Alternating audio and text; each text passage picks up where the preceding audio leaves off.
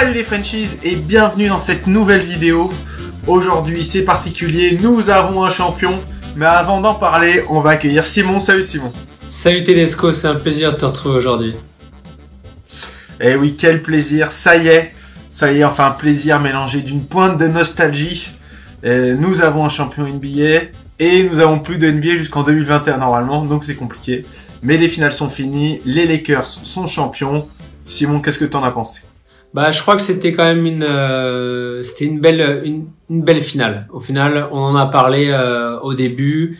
Il y a eu le Heat a eu du mal à rentrer dedans. On a même pensé à un moment donné qu'ils pouvaient faire un sweep carrément. Et au final, ils sont bien revenus. Il y a eu un Butler qui a été très fort sur certains matchs, un peu moins sur d'autres, notamment sur le dernier, mais aussi il y a la fatigue qui rentre quand même dedans, parce que bon, quand on joue plus de 40 minutes en enchaînant les matchs, c'est très compliqué. Mais au final, il y a eu combat, il y a eu match, même si bon, personne donnait le hit gagnant et on s'attendait tous à ce que les Lakers l'emportent. Il y a quand même une belle finale, moi j'ai trouvé, et hormis le dernier match, tous les matchs ont été serrés et ça c'est intéressant, c'est ce qu'on aime. Ouais, alors le premier aussi n'était pas très serré, mais on est d'accord, on a eu une finale. J'avais pronostiqué le 4-2, il y a eu le 4-2 dans ce qu'on pouvait penser, hein, le Heat qui fait un baroud d'honneur sur le Game 5 pour essayer de pas perdre, et puis bon, physiquement c'était compliqué, hein. Tout le monde n'est pas le cyborg LeBron James. Exactement. MVP des finales, une fois de plus pour LeBron, totalement mérité, hein. On en avait parlé après le Game 1 et le Game 2, on aurait pu se dire peut-être que Anthony Davis, puis finalement le plus régulier de cette super team, ça a été LeBron. Ouais, je suis d'accord. Au début, je pense au début on pouvait se poser la question parce que le premier match notamment, AD a été clairement stratosphérique. Et puis au final, on voit que sur les finales, il a été un peu en dents de scie, notamment sur les défaites, il a eu du mal, il a été chassé un peu à l'extérieur. Suivant les match-ups qu'il a eu, il a eu des match-ups un peu plus compliqués, il a eu plus de difficultés à s'adapter, là où LeBron s'est toujours adapté, et puis il fait de la passe, il fait du shoot.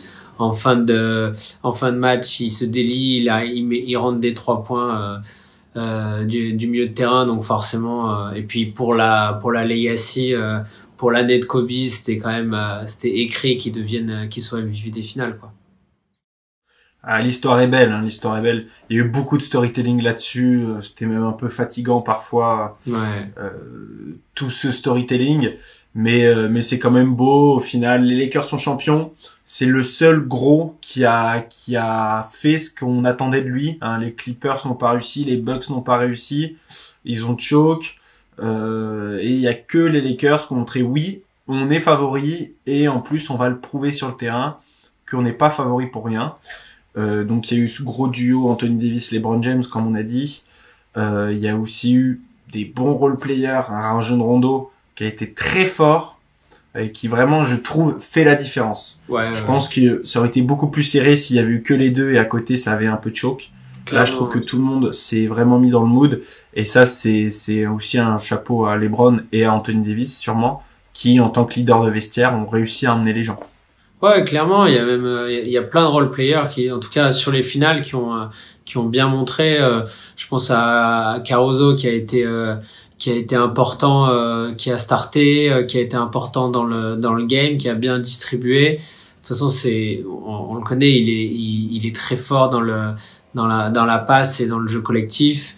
J'ai trouvé Maurice sur les finales qui a été très propre. Sauf sur une action, Maurice, l'action Game 5, ils auraient pu être champions un peu plus tôt. Oui, c'est sûr, c'est sûr. N'importe quoi. C'est sûr, c'était. Mais même, je trouve que même sur cette action spécifique, l'idée est pas mauvaise. Après, la prise au poste de AD est pas hyper bonne et la passe est pas extraordinaire non plus.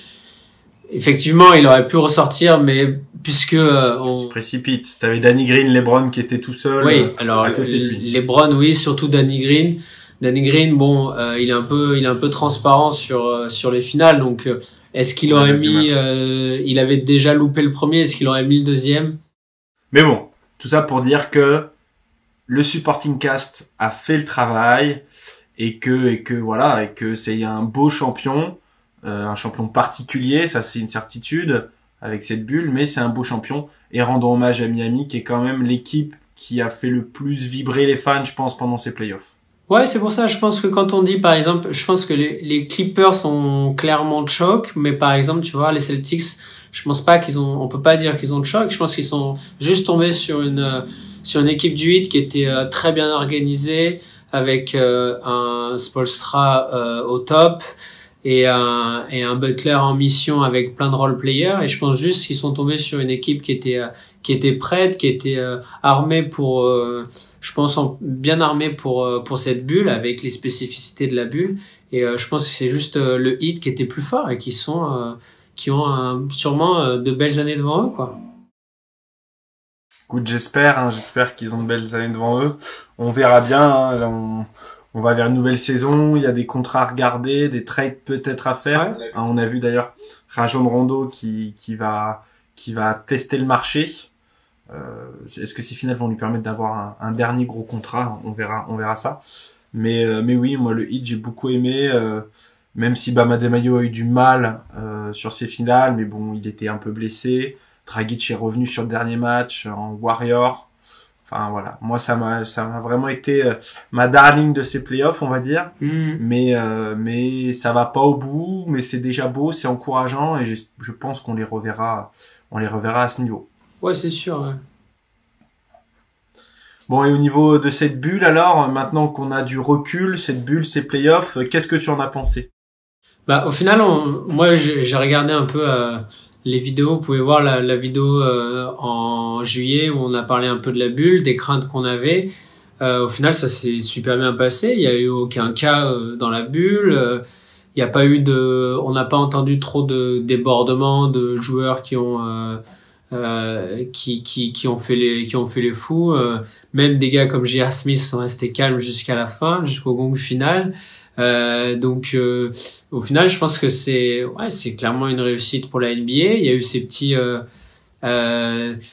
petites tribunes par Zoom où on pouvait voir certains joueurs, même des anciens joueurs. Il y a le Shaq qui était spectateur à un moment donné. Donc non, je pense que sur l'ensemble, c'est quand même une réussite. Ça a coûté énormément. C'était une sacrée organisation, mais force est de constater que c'est une réussite. Ouais, je suis plutôt d'accord. Déjà le fait qu'il n'y ait pas eu de cas, tout ça, c'est vraiment très beau, surtout quand on voit les autres championnats de sport, alors qu'ils mettent pas en place de bulles, hein, mais où il y a des cas qui sont détectés. Ouais. On voit que c'est pas si facile de garder les sportifs à l'abri de ce virus, et donc chapeau la NBA pour ça. Alors toujours un peu bizarre, moi l'ambiance, ça m'a fait quand même très bizarre pendant ces playoffs de pas avoir de supporters vraiment, de juste avoir ces écrans là. Quand on voit des grosses actions, c'est quand même dommage qu'il n'y ait pas de supporters. Ce compte d'Adebayo, du bout du doigt, ça aurait été génial avec des supporters. Enfin, voilà, il y a plein de trucs comme ça. Et même, tu vois, à la fin du match, à la fin des finales, là, ok, ils fêtaient tous ensemble les joueurs, mais ça manquait quand même d'un petit truc de magie avec des supporters. Alors, soit à la maison, et c'est la folie, soit tu vois les supporters adverses et c'est cette espèce de clim qui se met en place, là. C'est quand même toujours cool. Donc ça, c'est le petit truc en moins qu'il y avait, mais bon, qui était forcé vu les circonstances. Pour la NBA, c'est une semi-réussite au niveau des audiences télé. On a vu que toutes ces finales là étaient beaucoup moins regardées que les autres finales. Tu vois, j'ai les chiffres devant les yeux.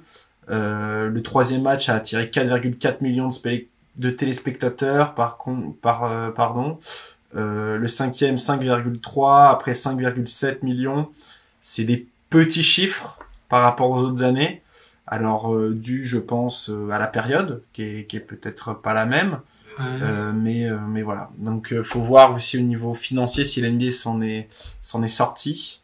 Mais en tout cas, il y a un champion, un beau champion suite à cette bulle. Bravo LeBron, bravo à AD qui devient le premier joueur à avoir tout gagné, enfin tout gagné. NCAA, NBA, Jeux Olympiques et Championnat du Monde.